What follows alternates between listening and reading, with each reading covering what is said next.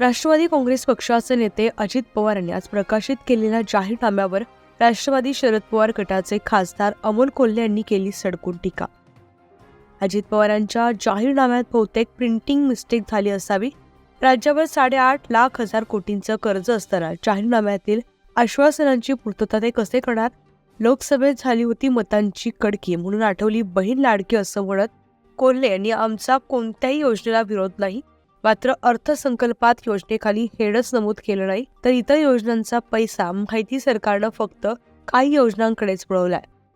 अजित पवार स्वतः अर्थमंत्री आहेत, जीएसटी काउन्सिलिंगच्या बैठकीला उपस्थित राहत नाहीत, त्यामुळे राज्य सरकारकडे पैसा कुठून मिळणार आणि राज्यातील आत्ताच्या वस्तूंचे दर सरकार कसे स्थिर ठेवणार असा खोचक सवाल अमोल कोल्हे यांनी उपस्थित केलाय। जाहीरनामा अजित पवारांच्या राष्ट्रवादीचा आलेला आहे। दादांनी अनेक वादा केलेला आहे, हा वादा जनतेच्या मनात बसणार आहे। मला वाटतं कदाचित प्रिंटिंग मिस्टेक आहे त्यामध्ये आणि एक ओळ छापाची राहून गेली की आम्ही तुम्हाला चंद्र आणून देऊ।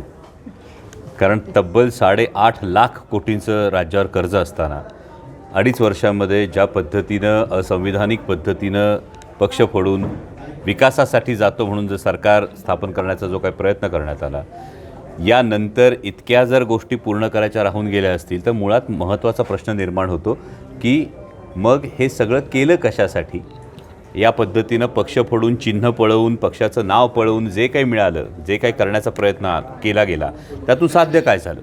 म्हणजे आपल्याला तर लाडकी बहीण योजनेच्या विषयी ठोस माहिती आहे की यामध्ये लोकसभेला मतांची झाली कडकी म्हणून आत्ता बहीण झाली होती लाडकी, आणि या पद्धतीनं लाडकी बहीण योजना अनाऊन्स करत असतात त्याचं बजेटमध्ये हेड आहे का? इथून सुरुवात आहे।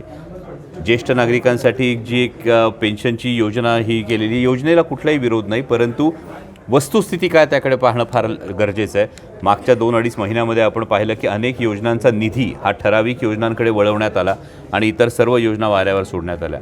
त्यानंतर काही जीवनावश्यक वस्तूंचे भाव स्थिर ठेवण्याचं जे आश्वासन दिलं ते तर इतकं हास्यास्पद आहे की महाराष्ट्राचे अर्थमंत्री एकाही जीएसटी परिषदेला उपस्थित राहिलेले नाहीत, सातत्यानं ते गैरहजर आहेत आणि जो जीएसटी लादला जातो आणि सर्वसामान्यांच्या खिशातून पैसा काढला जातोय, यामध्ये माननीय अर्थमंत्रीच्या जीएसटी काउन्सिलमध्ये आवाजच त्यांनी उठवला नाही गेल्या वर्षभरामध्ये, तर मग ते कुठल्या जीवनावश्यक वस्तूंचे भाव नक्की स्थिर ठेवणार आहेत? माझी महायुतीच्या सर्व नेत्यांना एक कळकळीची विनंती आहे, एक आव्हान आहे की त्यांनी गेल्या 2 वर्षामध्ये 10 जीवनावश्यक वस्तूंचे भाव स्थिर ठेवले का याची एकदा यादी द्यावी।